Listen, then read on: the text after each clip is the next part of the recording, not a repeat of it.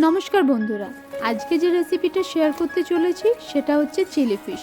Chilli fish অনেকে অনেকভাবেই বানিয়ে থাকেন, তবে আমি যেভাবে বানিয়েছি চলুন আপনাদের সঙ্গে শেয়ার করা যাক। এখানে আমি 250 থেকে 300 গ্রাম বোনলেস ভেটকি মাছের ফিলে নিয়েছি এবং ফিলেটাকে এভাবে কিউব করে কেটে নিয়েছি। এবার মাছের ম্যারিনেশনের জন্য এখানে আমি 1 চামচ আদা রসুন বাটা, 1 চামচ গোলমরিচের গুঁড়ো, 1 চামচ সয়া সস এবং 2 চামচের মতো লেবুর রস দিয়ে ভালো করে মাখিয়ে সেটাকে আমি 30 মিনিটসের জন্য রেস্টে রেখে দেবো।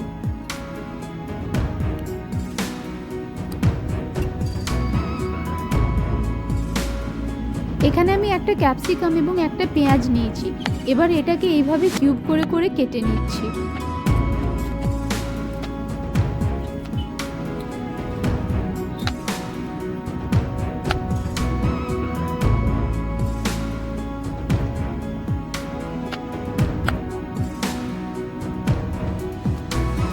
আধ ঘন্টা মাছটা ম্যারিনেট করে রাখার পর এর মধ্যে আমি 3 চামচ কর্নফ্লাওয়ার, একটা ডিম এবং স্বাদ অনুযায়ী লবণ দিয়ে ভালো করে মাখিয়ে নেব। মাছটা যখন আমি ম্যারিনেট করে রেখেছিলাম আপনারা লক্ষ্য করবেন আমি সেখানে লবণ ইউজ করিনি। তখন লবণ ইউজ করলে মাছের মধ্যে অনেকটাই জল বেরিয়ে যেত। এবার এখানে আমি একটা সসের মিশ্রণ তৈরি করে নিচ্ছি। তার জন্য এখানে নিয়ে নিচ্ছি 7 থেকে 8 চামচ টমেটো সস, 4 চামচ গ্রিন চিলি সস, 1 চামচ সয়া সস এবং 1 চামচ ভিনিগার দিয়ে ভালো করে একটা মিশ্রণ তৈরি করে নেব।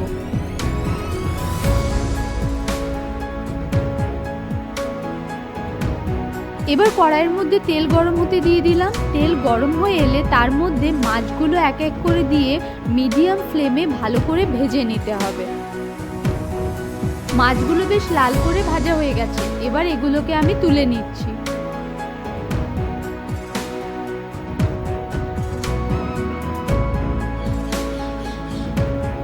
এবার আমি মাছ ভাজা কড়াইয়ের তেলের মধ্যে খানিকটা তেল আমি তুলে নিয়েছি। এবার সেই তেলের মধ্যেই আমি 3 চামচের মতো রসুন কুচি দিয়ে দিলাম।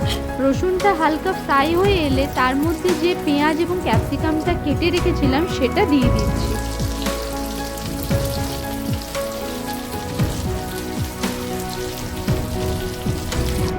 এক মিনিট আমি পেঁয়াজ এবং ক্যাপসিকামটা ভালো করে নেড়ে নিয়েছি। এবার এর মধ্যে আমি স্বাদ অনুযায়ী লবণ এবং হাফ চামচের মতো আদা কুচি অ্যাড করে দিচ্ছি। এবার এর মধ্যে আমি যে আগে থেকে সসটা রেডি করে রেখেছিলাম সেই সসটা এবার এখানে আমি দিয়ে দিচ্ছি।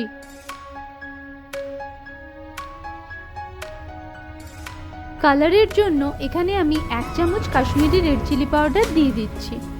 আপনারা যদি ড্রাই চিলি ফিশ বানাতে চান তাহলে এই পর্যায়ে ভেজে রাখা মাছগুলোকে অ্যাড করে দেবেন। আমি একটু গ্রেভি বানাবো, যার জন্য আমি কিছুটা পরিমাণ জল অ্যাড করব।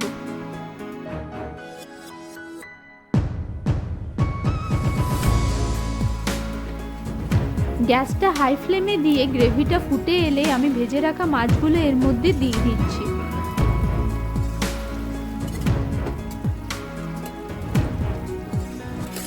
এর মধ্যে এবার আমি কিছুটা পরিমাণ পেঁয়াজ পাতা দিয়ে দিচ্ছি।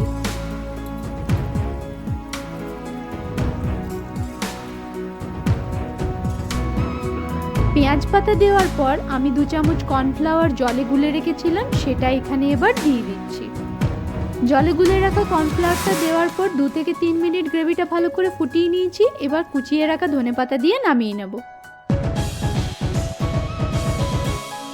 রেডি হয়ে গেল আমাদের চিলি ফিশ। এবার নিজের মনের মতো করে সাজিয়ে পরিবেশন করুন। আর অবশ্যই কমেন্ট করে জানাতে ভুলবেন না রেসিপিটা আপনাদের কেমন লাগলো। আজকের মতো এতটুকুই, দেখা হচ্ছে অন্য কোনো রেসিপি নিয়ে।